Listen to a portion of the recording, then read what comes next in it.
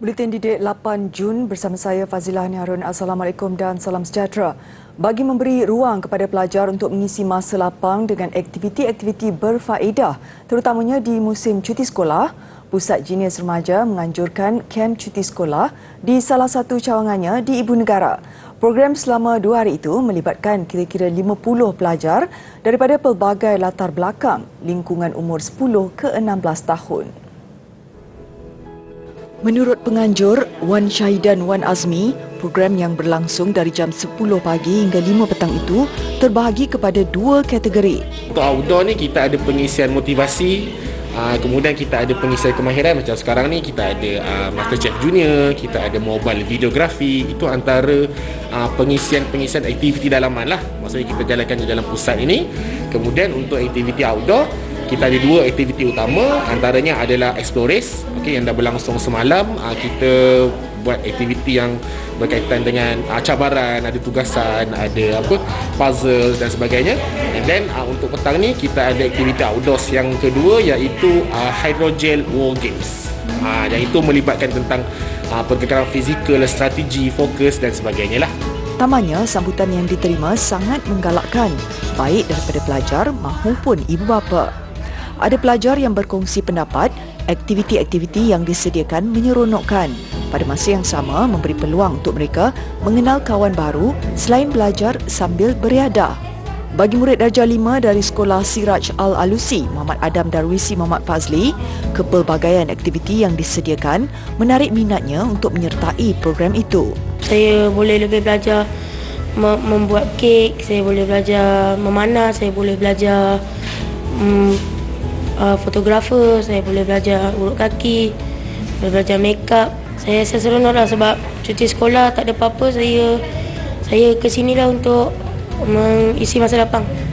Bagi pelajar tingkatan 2 Sekolah Menengah Kebangsaan Perempuan Bandaraya Naili Najihah Mazwan pula, program ini merupakan platform selain di sekolah untuk menambah ilmu pengetahuan dan mengasah kemahirannya. Melalui program ini, saya dapat banyak sangat ilmu. Antaranya ialah saya dapat belajar buat cupcake, dapat belajar memanah dan dapat tahu dia memberi motivasi tentang impian saya. Bagi pelajar yang berminat untuk menyertai program di bawah Pusat Jinius Remaja, maklumat boleh didapati melalui laman media sosial seperti yang tertera. Salah satu platform dalam menjadikan pembelajaran sains, teknologi, kejuruteraan dan matematik STEM lebih menyeronokkan, Petroscience The Discovery Centre menarik kehadiran lebih 2,000 pengunjung sehari. Sempena cuti sekolah ini, pelbagai aktiviti termasuk demonstrasi, eksperimen, bengkel dan pertunjukan dijalankan bagi memupuk minat anak-anak terhadap bidang sains. Bermula 2 hingga 9 Jun, beberapa aktiviti berkaitan pemerangkapan, penggunaan dan penyimpanan karbon atau lebih sinonim dengan CCUS direncana dalam mempromosi dan mendedahkan teknologi CCUS kepada komuniti setempat.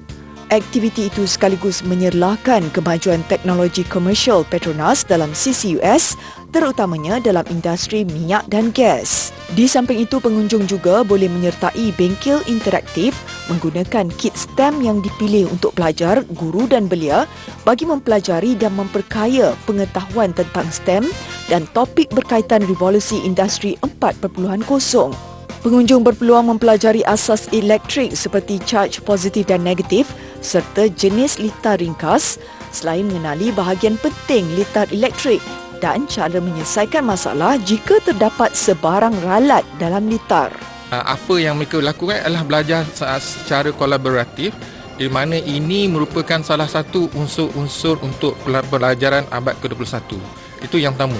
Yang kedua juga, kita rasakan Petroscience ni banyak menyediakan pembelajaran yang baru, di mana mereka mengenengahkan macam saya ceritakan tadi itu, pencetak 3D, aktiviti yang berkaitan dengan carbon utilization, di mana kita ingin berkongsi pengalaman tentang apa yang kita boleh lakukan dengan karbon dioksida yang kita belajar sekarang ni. Dan juga kita juga ingin mengenengahkan contohnya macam RBTX, di mana ia merupakan robotics, pendaringan robotik yang dianjurkan oleh Petroscience. Menjadikan pembelajaran STEM sebagai sesuatu yang menyeronokkan dan interaktif, Petrosains menyajikan pelbagai aktiviti untuk setiap peringkat usia anak-anak. Konsep paling penting dalam pembelajaran iaitu hands-on turut diketengahkan di mana pengunjung perlu menyentuh, membuat dan melakukan aktiviti bersama-sama. Ini memberi pemahaman dan ruang interaksi yang lebih mendalam mengenai sesuatu topik. Tadi Odin jalan kan, awak rasa apa yang paling best? Yang paling best robot tu. Kenapa suka robot? Sebab robot hebat. Best ke datang sini? Best. Apa yang best? Ada mainan. Ada mainan? Macam ada permainan. Awak dah jalan-jalan tadi, awak rasa mana yang paling best? Ada robot ke? Ada dinosaur? Dinosaur. Dinosaur? Awak suka dinosaur? Dinosaur yang best? Kenapa dinosaur best? Sebab lalu atas jabatan tu.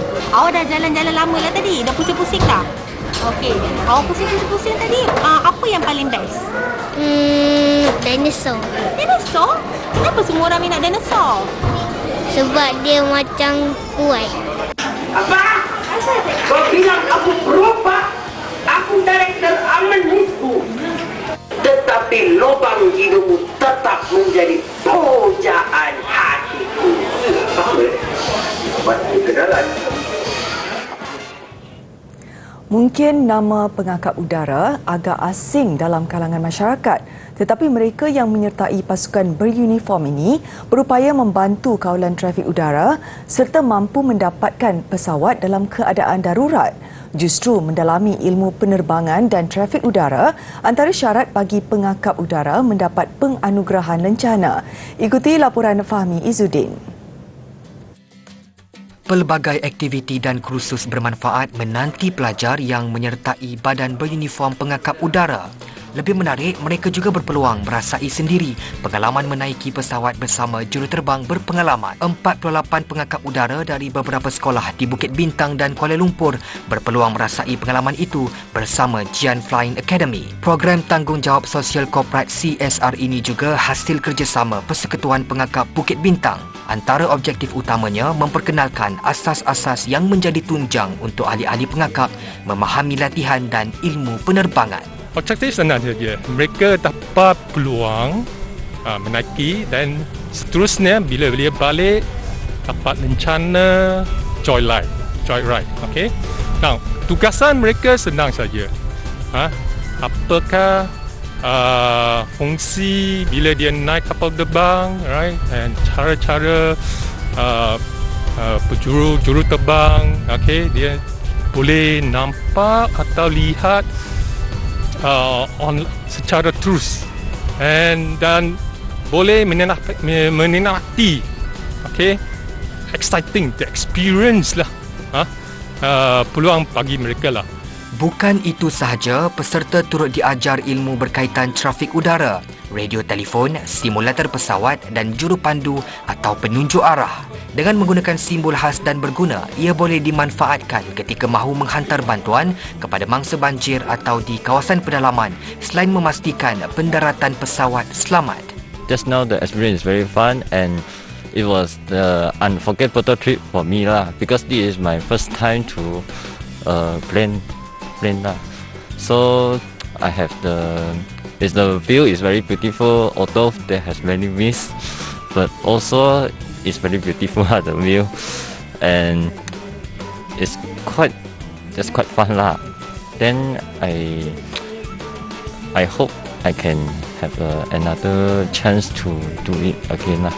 It was wonderful. We can see many buildings everywhere, but I feel like because there are folks everywhere, so like we can't see some of it. Like it's not clear enough. Like the vision is not clear. But it's a fun experience, and I can feel the tension from the tower and from the pilot. So I feel being a pilot is very we need the patience and we need training to make everything works. Sebaik tamat program, setiap peserta dianugerahkan lencana udara yang disampaikan oleh pengerusi Jian Flying Academy, Datuk Sirajuddin Y. Muhammad Maidin. Melentur buluh biarlah dari rebungnya, yakni memupuk minat seawal usianya. Justru program tanggungjawab sosial korporat sebegini mampu memberi pendedahan kepada golongan remaja seperti kumpulan pengakap udara bagi menuai minat mereka terhadap bidang penerbangan yang boleh menyajikan pelbagai pengalaman pekerjaan yang cukup menakjubkan. Fahmi Izzuddin melaporkan.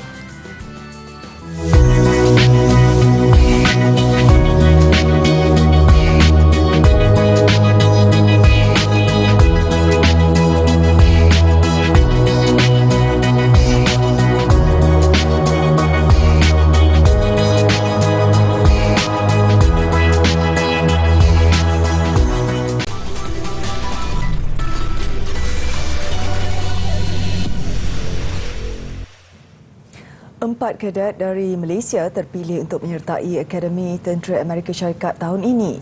Idlan Mikyat Ahmad Syamli dan Zarif Muhammad Zamrin, masing-masing berusia 20 tahun, adalah penuntut Universiti Pertahanan Nasional Malaysia UPNM.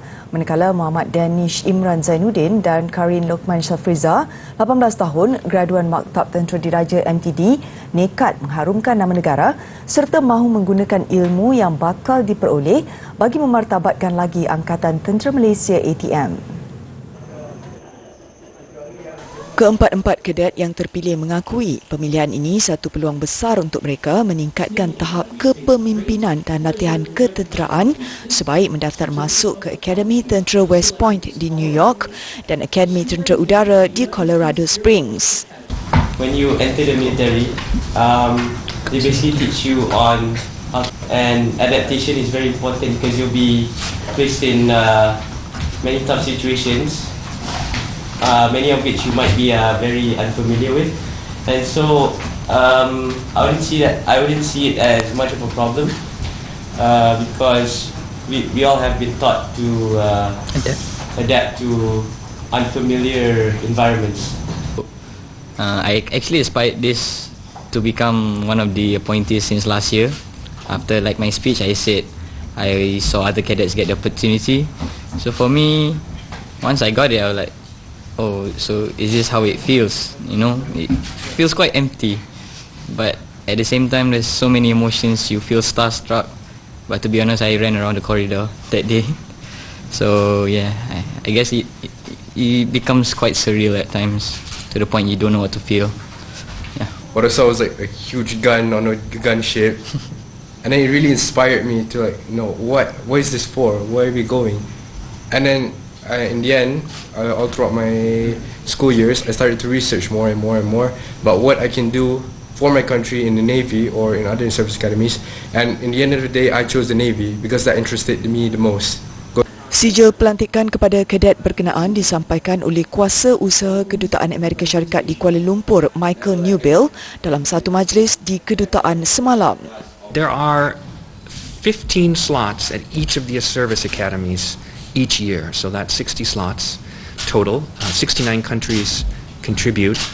So I'm imagining that Malaysia is definitely well represented among those. I don't know for sure if it's the most, but it's certainly, Malaysia has historically done very, very well in terms of admissions to the service academies over the years. Kesemua penuntut ini dijangka menamatkan pengajian dari akademi masing-masing menjelang 2026. Dalam pada itu, Yang di-Pertuan Agong Al-Sultan Abdullah Riayatuddin Al-Mustafa Billah Shah menzahirkan ucapan tahniah kepada 4 pelajar Malaysia terbabit. Menzahirkan ucapan yang sama ialah Raja Permaisuri Agong Tunku Haja Azizah Aminah Maimunah Iskandariah.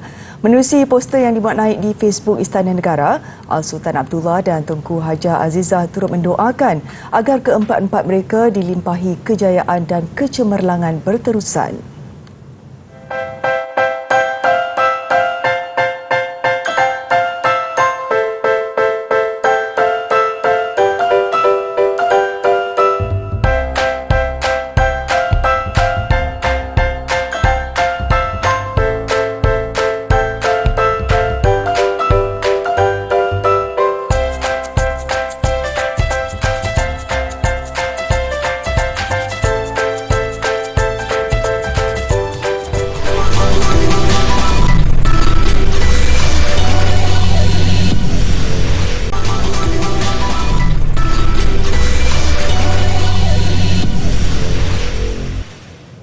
Sukan selepas meniti fasa persiapan rapi, skuad bola sepak Harimau Melaya memulakan misi untuk mara ke pusingan akhir Piala Asia 2023.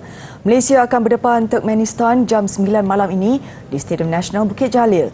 Di atas kertas, kelebihan tampak condong ke arah Turkmenistan yang menghuni ranking ke-134 dunia berbanding Malaysia 154 dunia. Namun kesempatan terbaik buat skuad kendalian Kim Pan-gon mencipta kejutan yang pastinya mendapat sokongan padu penyokong sendiri. Kim Pan-gon memulakan tugasan sebenarnya membawa Harimau Melaya ke pusingan akhir Piala Asia 2023 sekaligus menamatkan kemarau 42 tahun Malaysia mara secara merit ke saingan paling berprestij Asia itu. Malaysia memang pernah beraksi di Piala Asia pada 2007, namun selaku tuan rumah bersama Indonesia, Thailand dan Vietnam. Pan-gon kini mula mencongak meraih sekurang-kurangnya 7 mata daripada 3 perlawanan dalam kumpulan E. Bermula menentang Turkmenistan malam ini, disusuli Bahrain pada 11 Jun dan Bangladesh 3 hari kemudian. Sama ada permainan psikologi, Turkmenistan awal lagi menidakkan mereka selaku pasukan pilihan meskipun berada 20 anak tangga di hadapan Malaysia.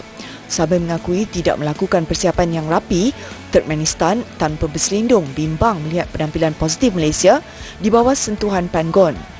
Setakat ini 13 daripada 24 pasukan telah pun mengesahkan tempat ke Piala Asia di China tahun depan. Juara 6 kumpulan pusingan kelayakan akan meraih slot automatik diiringi 5 pasukan terbaik naib juara. Dalam pada itu, tumpuan peminat bola sepak negara juga pasti terarah ke Stadium Lokomotiv Tashkent, Uzbekistan. Skuad bawah 23 tahun Malaysia berdepan Vietnam juga jam 9 malam ini di kejohanan Piala Asia.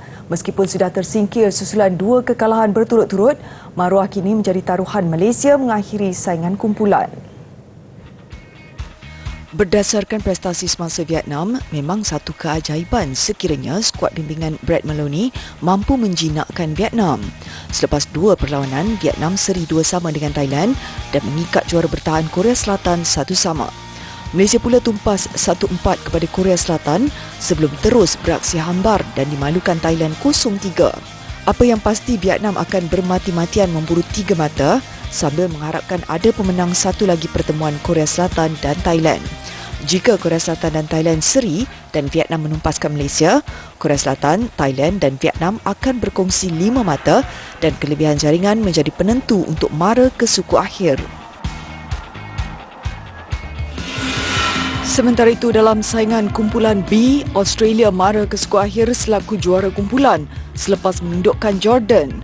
Australia dan Jordan tampil dalam perhitungan terakhir dengan masing-masing memburu kedudukan teratas selepas terikat 4 mata daripada 2 perlawanan.